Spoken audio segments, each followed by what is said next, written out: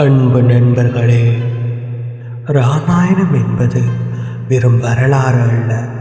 அது மனதின் மென்மையும் இதயத்தின் இசையும் உணர்வுகளின் ஆழமும் சேர்ந்து உருவான ஒரு தேன் சொட்டும் கதை.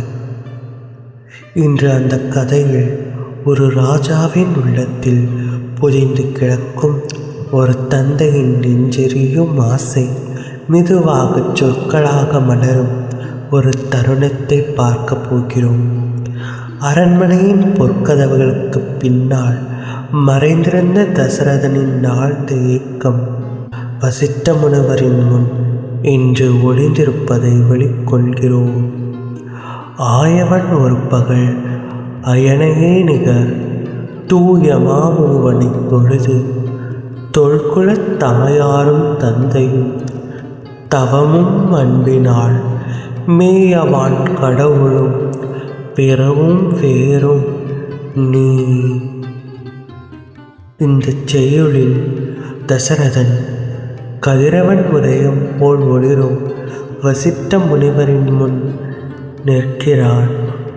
மன்னன் என்று பெருமை கரைந்து ஒரு மென்மையான மனிதனின் நெஞ்சில் பிறந்த ஒரு குழந்தை வேண்டும் என்ற ஏக்கம் அவரின் கண்களில் மழையாகும்.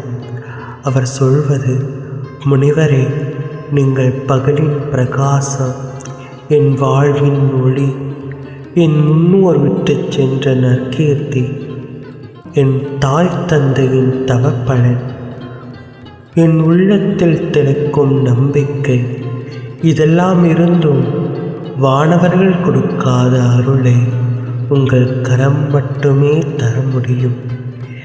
என் இல்லத்தில் ஒரு சிறு காலடி விட சின்ன சிரிப்பும் வளர ஒரு ராமன் பிறக்க உங்கள் பார்வை மட்டுமே போதும்.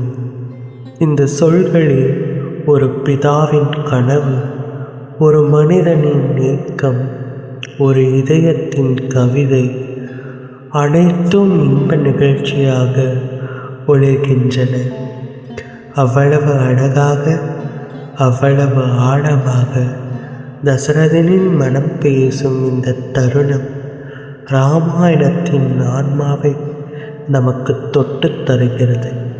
இப்படிப்பட்ட கவி நிறைந்த தருணங்களை தெரிந்து கொள்ள எங்கள் சேனல் இராமாயணை தொடர்ந்து பின்தொடருங்கள்.